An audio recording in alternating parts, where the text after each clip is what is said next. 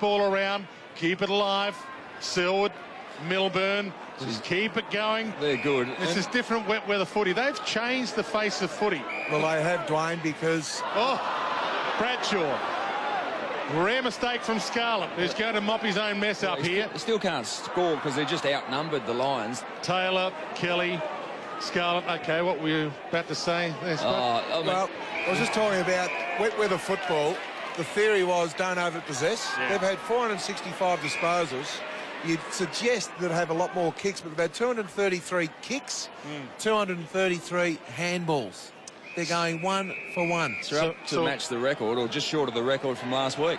So we'll put that in the old footy rule waste bin with never kick a cross goal in defence. Exactly right. Don't play on from the back 50. That's right. Amazing stuff. But it's good to see the evolution of the game. I'm glad I've been here to watch it play. Johnson caught. Chapman. Kelly. Players are just calling for the long bomb in hope, but he fooled everyone. Gives it back to Chapman. And that's just the class of the player also. I don't think we can underestimate the decision-making of these boys. They make the correct decision 98 times out of 100 every time they get the ball. The Brisbane defence in that situation there expected Kelly to blaze away, to go to Mooney, who was 3-on-1, lower his eyes, hits Chapman. Well, they've had 9 goal kickers again today. They've averaged 11 so far this year to be the #1 in the competition, and Chapman can't add his name to the list. They've still got only 9. This is where you really enjoy your football. You've got a team, a group of players which extends past the 22, but you trust, you know exactly what they're going to do. They run to support, there's no shortcuts, and those decisions that only you know whether you take the right one, each player is committed to executing their skills and making the right decision. Drummond with the long ball in, and was it touched? Milburn keeps it in regardless to Wachinski. To Selwood. Well, Milburn's had 28 disposals as well. Selwood 30. Yeah, don't underestimate Milburn's influence on this back half either. Yep, back into the team. Varco, he sprints clear, sizes them up, and the wind pushes that wide as well. Margin out to 92 points. Well, the Cats have got 15 players with 20-plus disposals. And Milburn normally is one of their better kicks, better users in their team. And today he's been outstanding also, 28. Just can't get out with their kick-ins, just struggling to get outside the zone. And that's where a big body like Charman or a Leuenberg would be great. If you're struggling, you just get to the ruckman. They could force an issue, at least get it to the fall of the ball. He wants to come back on. Look at that smile.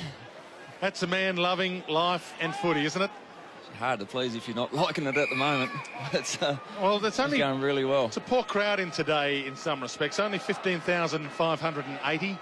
The stadium holds 23,000 as it currently is. It'll hold closer to 30 soon when the stands finish. But every one of them have been rewarded here, the Cat fans, to come along, sit in the stands in this weather. They have got a show for their money. Milburn.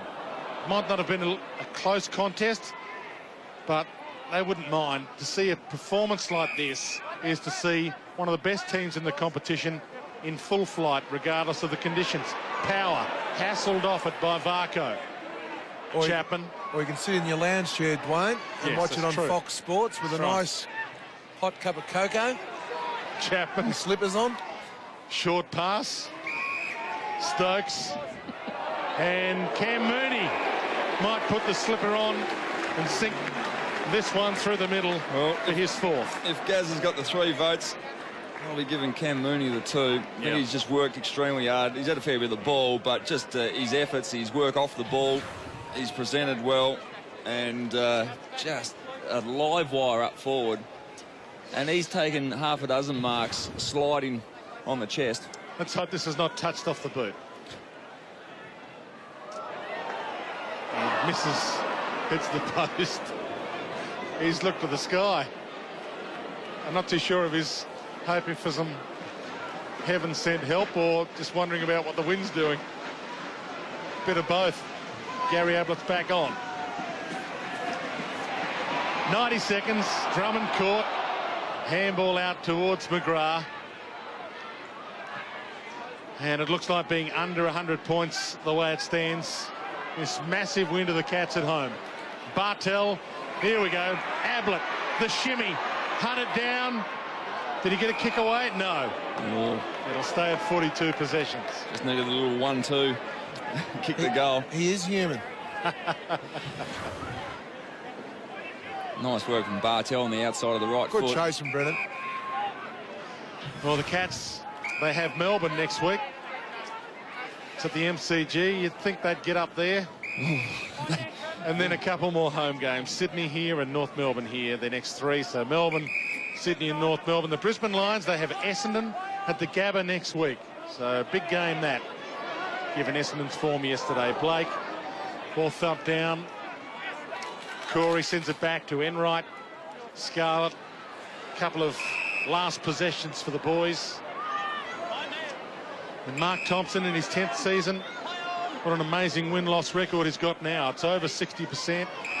If you count grand finals only, it's 50%. And if you count this year, it's 100% because they remain undefeated for 2009.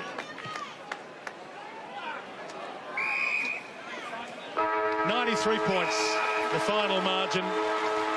Gary Ablett, 42 possessions and 2 goals, the final tally for him.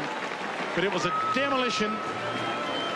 Tough, windy conditions, wintry, awful conditions in some respects, but Geelong has played it like a dry weather day, and that's a dry weather scoreline.